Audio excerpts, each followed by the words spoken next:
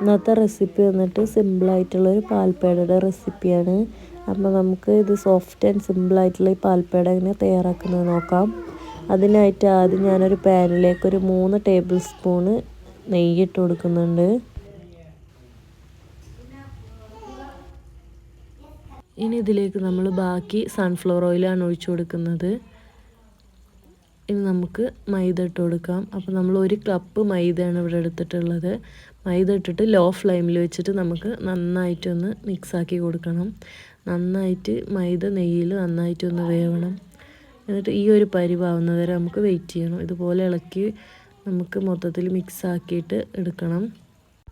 നല്ല ഹാർഡും അല്ല നല്ല ലൂസും അല്ല, അങ്ങനെ ആവുന്ന ഒരു വിധത്തിൽ നമുക്കതിനെ ലോ ഫ്ലെയിമിലിട്ടിട്ട് ആക്കിയെടുക്കുകയാണ് വേണ്ടത്. ഇപ്പം നമ്മുടെ ബാറ്റർ ഇവിടെ റെഡി ആയിട്ടുണ്ട്. അതായത് നമ്മുടെ മൈദ മിക്സ്, അതിലേക്ക് 1 സ്പൂണ് നമ്മൾ നെയ്യ് ഇട്ട് കൊടുക്കുന്നുണ്ട്. എന്നിട്ട് ഒന്നുകൂടി നമ്മളത് മിക്സാക്കിയിട്ട് എടുക്കുന്നുണ്ട്. ഇപ്പം നമുക്കൊരു പാകത്തിനുള്ള കൺസിസ്റ്റൻസിയിൽ അത് കിട്ടിയിട്ടുണ്ട്. നല്ല ഹാർഡും അല്ല നല്ല സോഫ്റ്റായിട്ട് ലൂസായിട്ടും അല്ല, അങ്ങനത്തെ ഒരു പരുവത്തിൽ കിട്ടിയിട്ടുണ്ട്. ഇനി നമുക്ക് ഈ സ്പാച്ചില വെച്ചിട്ട് നന്നായിട്ടൊന്ന് ഇതുപോലെ മിക്സാക്കി പ്രസ്സാക്കിയിട്ടൊക്കെ ഒന്ന് കൊടുക്കാം.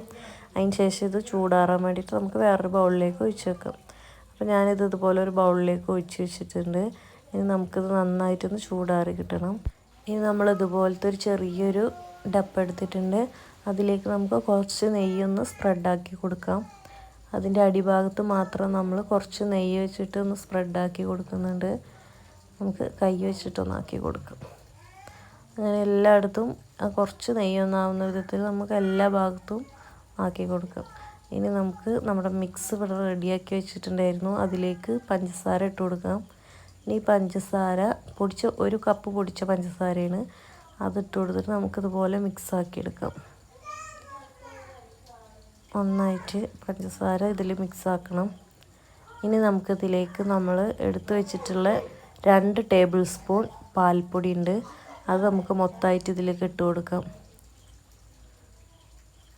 അപ്പോൾ ഞാൻ ഈ പാൽപ്പൊടി ഇതിലേക്ക് മൊത്തമായിട്ട് ഇട്ട് കൊടുക്കുന്നുണ്ട്. എന്നിട്ട് നമുക്ക് നന്നായിട്ടിത് കൈ വെച്ചിട്ട് തന്നെ കുഴച്ചെടുക്കാം. അപ്പോൾ ഞാൻ പാൽപ്പൊടി നന്നായിട്ട് കൈ വെച്ച് കുഴച്ചെടുത്തിട്ടുണ്ട്.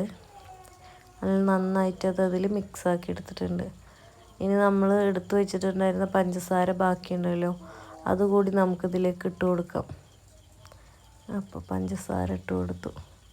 ഇനി നമുക്ക് ഇത് നന്നായിട്ടൊന്ന് കുഴച്ചെടുക്കാം. നന്നായിട്ട് പഞ്ചസാരയും പാൽപ്പൊടിയൊക്കെ മിക്സ് ആവുന്ന വിധത്തിൽ നന്നായിട്ടൊന്ന് കുഴച്ചെടുക്കാം. അപ്പോൾ ഞാനിതുപോലെ കുഴച്ചെടുത്തിട്ടുണ്ട്. ഇനി നമുക്കിതൊരു ബോൾ പരുവത്തിലാക്കി എടുക്കാം. അപ്പോൾ ഞാനിതുപോലെ ആക്കിയെടുത്തിട്ടുണ്ട്. ഇങ്ങനെ ആക്കിയിട്ട് നമുക്കൊന്ന് സോഫ്റ്റ് ആവാൻ വേണ്ടി ജസ്റ്റ് കൈ വെച്ചൊന്ന് ഇതുപോലെ പ്രസ് ചെയ്തിട്ടൊക്കെ ഒന്ന് കൊടുക്കാം. ഇനി ഞാനിത് നേരത്തെ ഞാൻ നെയ്യ് തേച്ച് വെച്ച പാത്രത്തിലേക്ക് ഇതിട്ട് കൊടുക്കുകയാണ്. എന്നിട്ട് കൈ വെച്ച് തന്നെ പ്രസ്സാക്കിയതിന് ശേഷം ഇതുപോലെ ആക്കിയെടുത്തിട്ടുണ്ട്. ഇനി നമുക്ക് ഫ്രിഡ്ജിൽ വെക്കാം. അപ്പോൾ ഞാൻ മേലത്തെ ലെയറിൽ മാത്രം കുറച്ച് ബദാം വെച്ച് കൊടുക്കുന്നുണ്ട്. ഇതുപോലെ കട്ട് ചെയ്ത ബദാം വെച്ച് കൊടുക്കുന്നുണ്ട്. അപ്പോൾ ഇത്രയേ ഉള്ളൂ. ഇനി നമുക്കിത് ഫ്രിഡ്ജിൽ വെച്ചിട്ട് റെസ്റ്റ് ചെയ്യാം.